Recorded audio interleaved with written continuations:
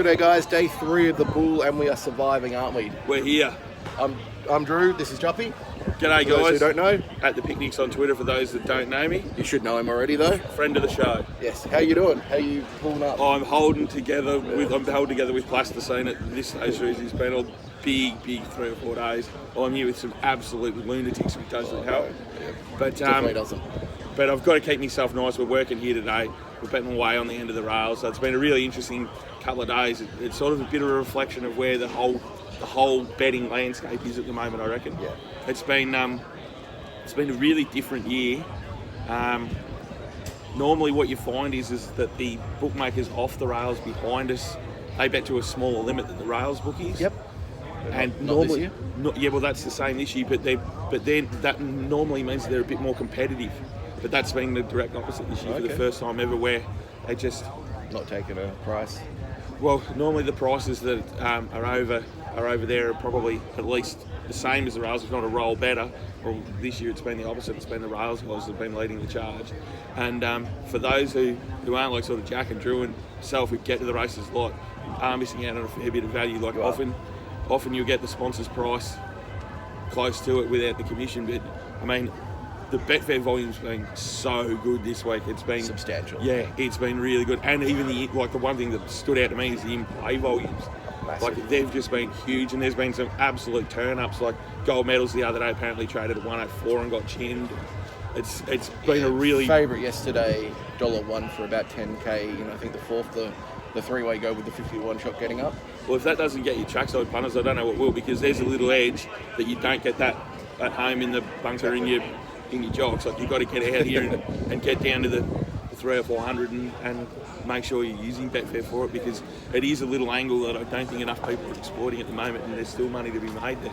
Exactly. And yeah, maybe wear more than your jocks when you come out here as well. So Well, I'll tell you what, by the end of the day, if I've still got jocks, I'll be happy.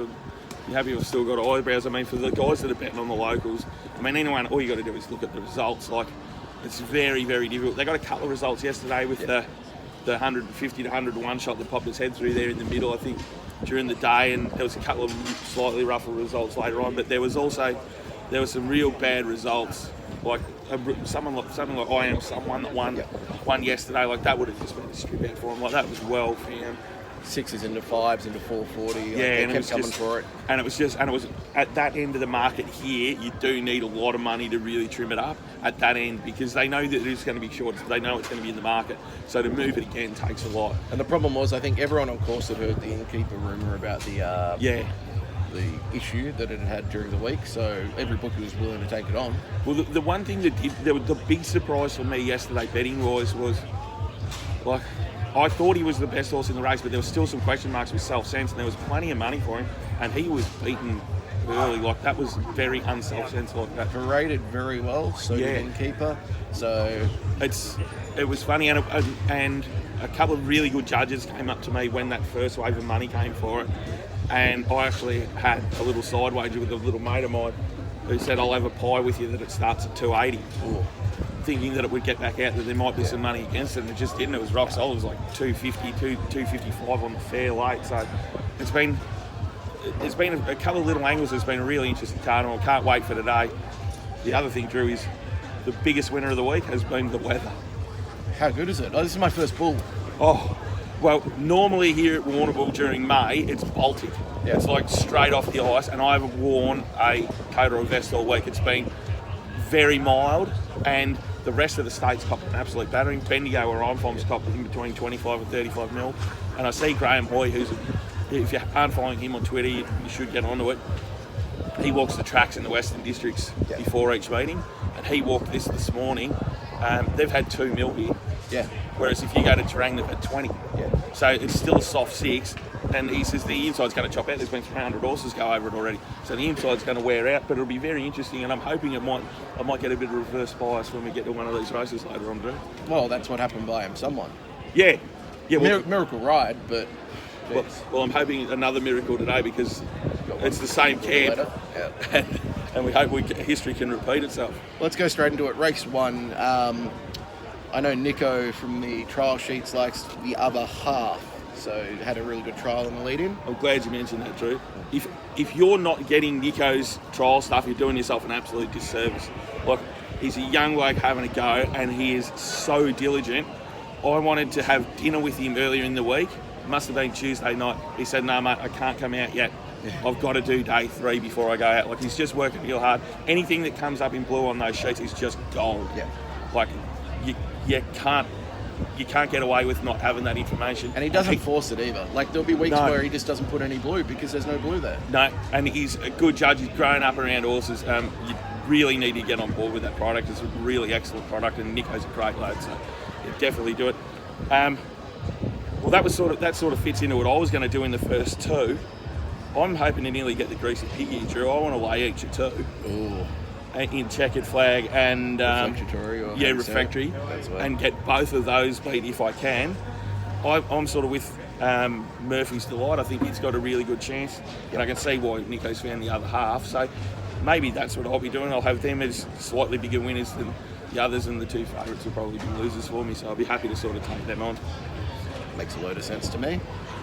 Um, Anything race or move straight on to some bigger races? Let's get into the bigger races, because these are great races. These. Pull up. So let's do the Grand Annual. Yep, Grand Annual. What a race! Probably the best jumps race of the season so far. How do we get ZM beat? Well, I think we can. He's got plenty of weight. 70 on board. Pateman's riding like It's not going too well, is it? He's pushing the boundaries a bit too. He was very lucky the other day. I think that's how I'll be looking at it. It could be another little greasy pig race too, where you can probably try and get Slowpoke and him beat. Yeah. There's so many chances in this race. Gold medals will be running for me. Bit of a lad was excellent the other day. The couple of nights before that, I thought he was absolutely gone there the other day. Yeah. Absolutely gone a couple of runs before the other day. He just looked plain on the flat, but he's really come back. There's some other horses here that it's just such a good race. It's a hard race to find a lot of value in, but it's just going to be such a good spectacle. I can't wait for it. Let's look for race 8 or race 9. Race 9 is the Cup. Furin, 290 favourite. That just goes straight in the bag. I would have thought so. I think that's probably how you tackle the race. You probably just get something out of the favourite and have the rest running for you, because it's a very deep race. And there's plenty of chances there. Track pattern will be, you think they'll be getting off the fence later on. Definitely. Swooping down the outside. So, do I want to be taking 2-1 about something in a field with that quality where anything could sort of happen from gate 1? I don't want to be against the New Zealander, Samson.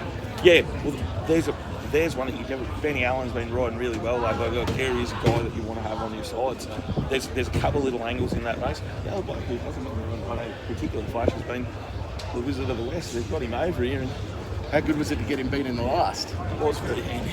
Even better when was it Guy McNeil on the winner on Connery? Who was it on Connery? Had about 48,000 pieces there. Yeah. I can't even spell my own name. But that got me out of a deep hole yesterday. But that's good that you were able to punch out of it, because there's plenty of. Didn't punch out of it. just filled up the hole a little bit. Well, at least you stopped the bleeding. That's the main thing. Yeah, I've got a real cheeky one here in the last, I reckon. Okay. Another one for the Pushka camp after they've had a really good run of success lately. Yeah. It's down the bottom. Is it Kodakan or Kodakan, something? yeah.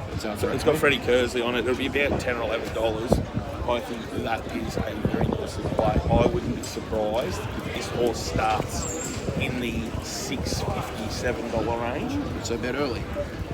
Maybe, but just wait and see. But I think if you can see it starting to move, you want to be with it. The camp's flying.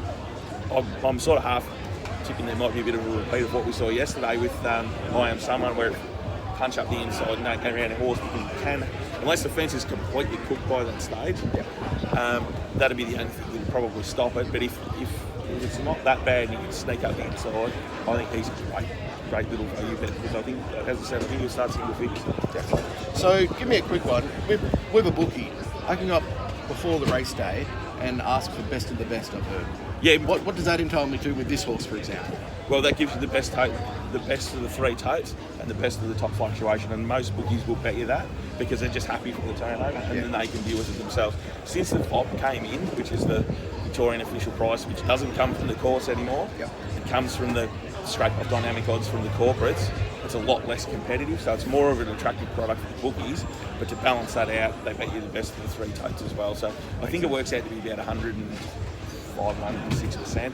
Pretty good overall. Yeah, well, it's a product that I use quite a bit. And the other one that's also very good, not just using that product, is BetFair. Love the BetFair. It's probably, if you're not someone that wants to spend all that time sitting in front of the screen, wait and watch, doing all that, BetFair will beat your best tote, and it will beat best of the best. The only time it probably struggles is if something goes right off. Yeah. So if you think something's going to just collapse, then maybe your best of your best is your best product. Especially if you're backing something to double figures, then BetFair is clearly going to be the way to go. Yeah. Well, if it's 50 plus. Oh, then it's an absolute yeah. bonanza. Yeah. That's what you want. Perfect. Well, thank you very much for informing us. True. Absolute pleasure, mate. Day goes well for the bookies and also for the punters. And also, good luck to our friend back there in Melbourne, Jack, with the impending arrival. Hopefully everything's all right there. We've got our fingers crossed for you, Jack, and hopefully baby, not going to say the gender yet, because Well, I look forward to meeting the little one real soon, hopefully sooner rather than later. I can't wait for him to be on track with one of those little baby carriers. Well, He's doing the yard. Well, if it will be, just picture that picture of The Hangover, the movie The Hangover, because that's what it'll look like. They'll both have sunglasses on. That is amazing. Cheers, guys. Good on you, G. See you guys.